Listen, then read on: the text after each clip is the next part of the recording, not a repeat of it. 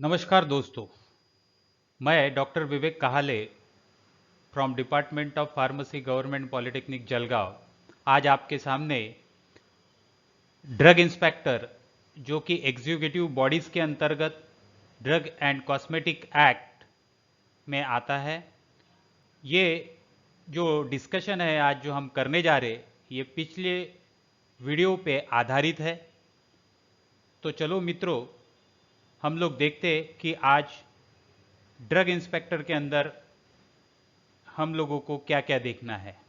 तो सबसे पहले हम लोग इस पर्टिकुलर डिस्कशन के बाद में हम लोग ये समझ पाएंगे कि ड्रग इंस्पेक्टर के different role, powers and duties क्या है।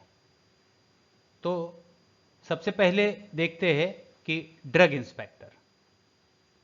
ड्रग इंस्पेक्टर ये जो है अपॉइंट करते हैं सेंट्रल गवर्नमेंट और स्टेट गवर्नमेंट अंडर सेक्शन 21, और उनका काम होता है जो import of drug and cosmetic जहां पे होता है, distribution of drug and cosmetic जहां पे होता है, और manufacturing of drug and cosmetic जिस प्रीमाइसेस के अंतर्गत होता है, ये सभी जगहों को इंस्पेक्ट करना। बट उसमें बतौर एक सबसे महत्व की बात है कि उसमें उनका कोई भी फाइनेंशियल इंटरेस्ट नहीं होना चाहिए। मैं किसी भी प्रकार का लालच या लोभ या कोई भी मनी के रिलेटेड उनका कोई भी रोल नहीं रहता है। So there will be no financial interest. Qualification के बारे में, क्वालिफिकेशन जो है ड्रग इंस्पेक्टर का, वो सबसे पहले तो वो मिनिमम ग्रेजुएट इन फार्मेसी होना चाहिए। दूसरा कि वो graduate in pharmaceutical chemistry as well as graduate in medicine, ये भी क्वालिफिकेशन उसके लिए लागू होता है।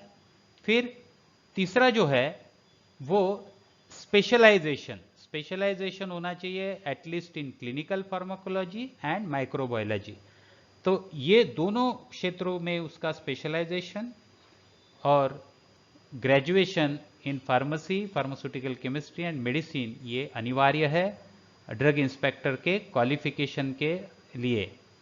नाउ हम लोग दूसरा देखते हैं, उसका क्वालिफिकेशन के अंतर्गत उसको 18 महीने का एक्सपीरियंस होना चाहिए, जो कि मैन्युफैक्चरिंग ऑफ शेड्यूल सी के अंतर्गत जो भी ड्रग आते हैं उसका मैन्युफैक्चरिंग का उसका एक्सपीरियंस होना चाहिए या अनुभव होना चाहिए। दूसरा ये कि उसको 18 महीने का ये अनुभव होना चाहिए कि वो एटलीस्ट शेड्यूल सी का testing, schedule C drug and cosmetics जो भी शेड्यूल सी के अंतर्गत आते हैं उसका जैसे मैन्युफैक्चरिंग का अनुभव होना चाहिए, वैसे ही टेस्टिंग का भी एक्सपीरियंस उसको होना चाहिए। देन हम लोग देखते हैं कि उसको 3 इयर्स का एक्सपीरियंस जो इंस्पेक्शन ऑफ फर्म मीन्स जो उसका परीक्षण firms of related firms means what, import, distribution, manufacturing, जो कि हमने सबसे पहले देखा था कि ड्रग इंस्पेक्टर का रोल यानी कहाँ कहाँ पे वो इंस्पेक्ट करता है। तो ये तीनों जगह का एटलीस्ट 3 इयर्स का एक्सपीरियंस उसके पास में होना चाहिए। तो ये क्वालिफिकेशन ऑफ ड्रग इंस्पेक्टर के अंतर्गत ये सब चीज़ें उस ड्रग इंस्पेक्टर के लिए अनिवार्य है। दूसरा हम लोग देखेंगे, चलो तो अभी देखते हैं पावर्स ऑफ ड्रग इंस्पेक्टर। सबसे पहले इंस्पेक्ट प्रीमाइसेस को इंस्पेक्ट करना जहां पे मैन्युफैक्चरिंग हो रहा है, सेलिंग हो रहा है, डिस्ट्रीब्यूशन हो रहा है ड्रग एंड कॉस्मेटिक का, ऐसी जगह को इंस्पेक्ट करना। दूसरा पावर यह है कि जहां वहां से सैंपल्स लेना ड्रग एंड कॉस्मेटिक के, उसको टेस्टिंग एंड सैंपल्स के लिए, टेस्टिंग एंड एनालिसिस के लिए भेजना।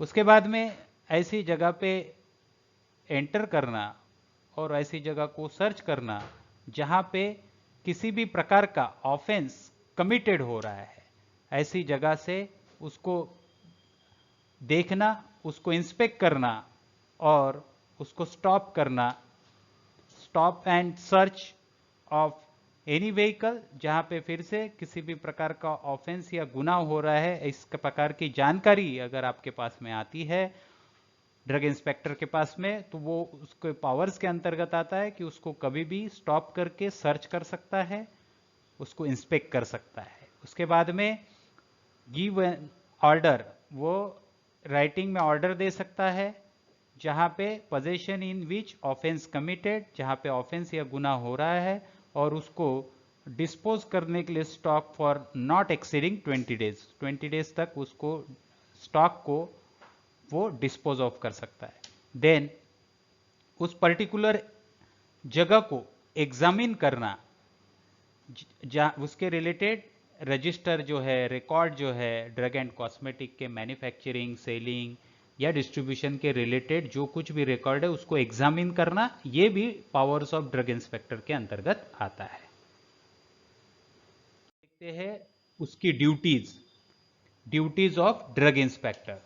तो duties of drug inspector in relation to the sale of drug. अब सेल ऑफ ड्रग्स के अंतर्गत उसकी कौन सी ड्यूटीज आती है? तो सबसे पहले इंस्पेक्ट करना at least twice in a year उस पर्टिकुलर प्रीमाइसेस को जहां पे सेलिंग ऑफ ड्रग हो रहा है।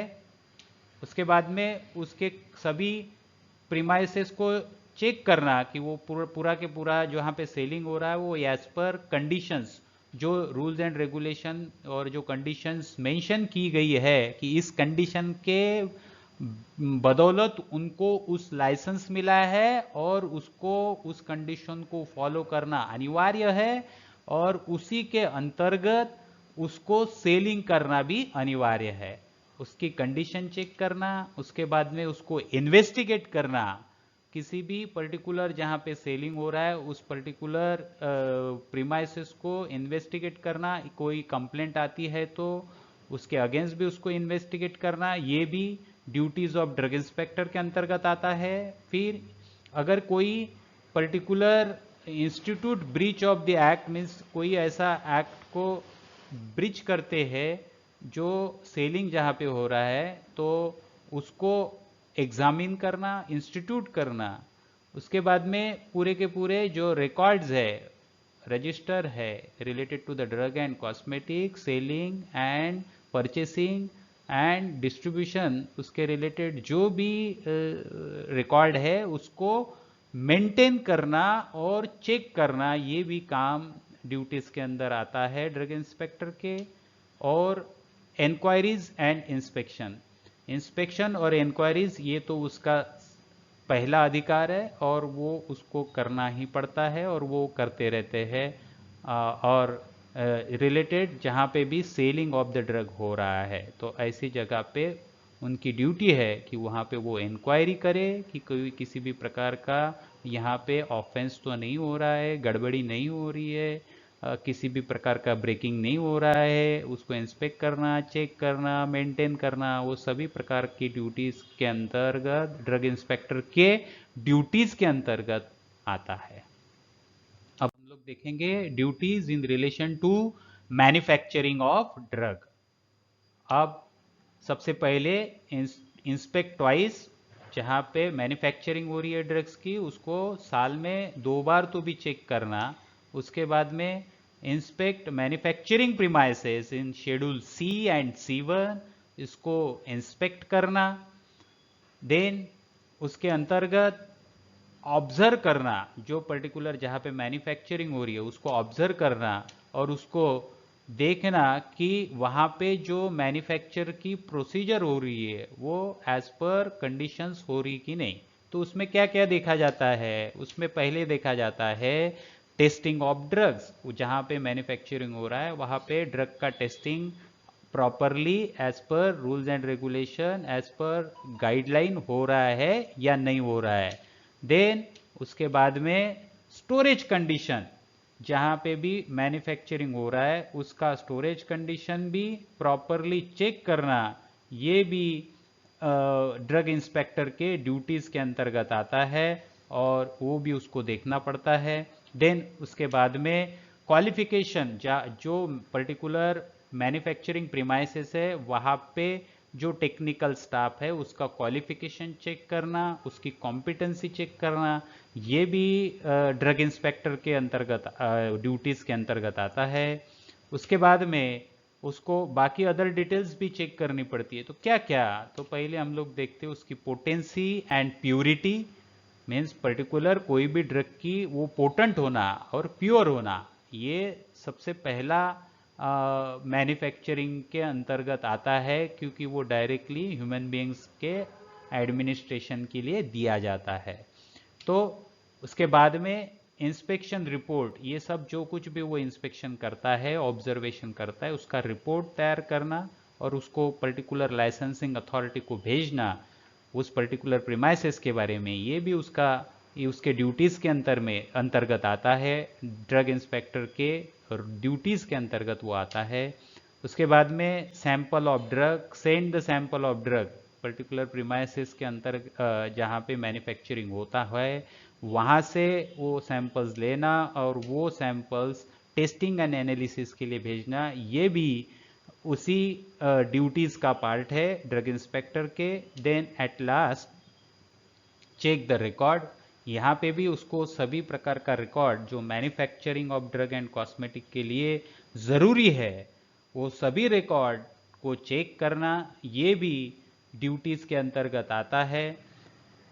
देन अगर किसी भी प्रकार का ब्रीच ऑफ द एक्ट हो रहा है तो to institute the prosecution in respect of the breach of this particular act, means कौन सा, ड्रग एंड कॉस्मेटिक एक्ट, तो वो भी उसको देखना पड़ता है, वो भी इस ड्रग इंस्पेक्टर के ड्यूटीज के अंतर्गत आता है in relation to the manufacturing of drug.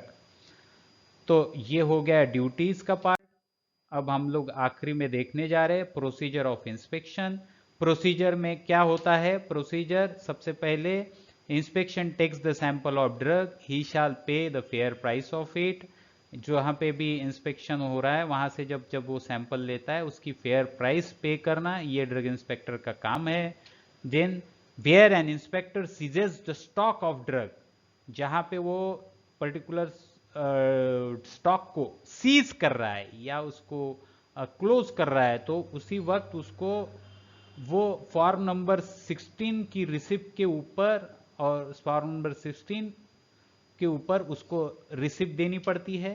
Then where an inspector takes the sample of drug और test analysis, he shall intimate the purpose of in form number 17, form number 17 में उसका purpose लिखना बहुत ज़रूरी है कि ये जो हम लोग इंस्पेक्शन के लिए, टेस्टिंग के लिए जो सैंपल लेके गए, ये क्यों और किस लिए, इस प्रकार का उसका पर्पज लिखना, पर वो फॉर्म नंबर 17 के अंतर्गत लिखना पड़ता है।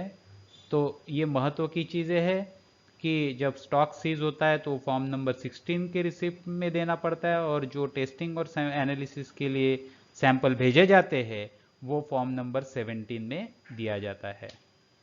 Then divide the sample, samples को 4 पार्ट में एटलीस्ट डिवाइड करना पड़ता है। Where an inspector takes the sample of drug and cosmetic from manufacturing premises, divide in at least 3 portion, means division of the sample, ये भी प्रोसीजर ऑफ इंस्पेक्शन आता है, proper division होना चाहिए। देन और कंटेनर के हिसाब से उसका डिवीजन होना चाहिए। Then drug inspector shall give 1 portion of the sample to person from whom he takes it, जहाँ से उसने जो सैंपल लिया है उसका एक पोर्शन उस पर्टिकुलर पर्सन को ही या फिर पर्टिकुलर प्रीमाइसेस के ओनर को उसको देना ज़रूरी है। देन रिमेनिंग जो 3 पोर्शन है उसमें से जो दूसरा पोर्शन है वो government analyst for test and analysis को भेजा जाता है। थर्ड पोर्शन जो है वो अगर किसी भी प्रकार की प्रोसीडिंग होगी कोर्ट को देना पड़ता है। चौथा पोर्शन जो है वो वारंटर रहता है in between that drug inspector and that particular person और owner of that premises where the selling and manufacturing and distribution of that particular drug and cosmetic has been takes place. तो then at last the portion of sample और container shall be sent by, जो भी portion testing analysis या court को या किसी भी drug inspector जब भेजता है वो रजिस्टर पोस्ट से ही भेजना चाहिए और उसके साथ में एक कॉपी ऑफ मेमोरेंडम अटैच होनी चाहिए जी। उसके बाद में जब भी कोई इंस्पेक्टर किसी रिकॉर्ड को, रजिस्टर को, डॉक्यूमेंट को सीज करता है of drug and cosmetic, he shawl inform judicial magistrate, उस पर्टिकुलर जुडिशरी में आने वाले जुडिशियल मैजिस्ट्रेट को इन्फॉर्म करना वो उसका काम है। And take his order from, and उनकी ऑर्डर लेना कि इसको मैं कस्टडी में ले रहा हूँ। तो इस प्रकार की प्रोसीजर किसको, ड्रग इंस्पेक्टर को फॉलो करना अनिवार्य है और ये उसकी स्टैंडर्ड प्रोसीजर के अंतर्गत आता है। तो थैंक यू दोस्तों, enjoy learning, happy learning. If you like this video, अगर आपको ये वीडियो अच्छा लगा है तो इसको सब्सक्राइब करना मत भूलिए और click on bell icon. So thank you, धन्यवाद।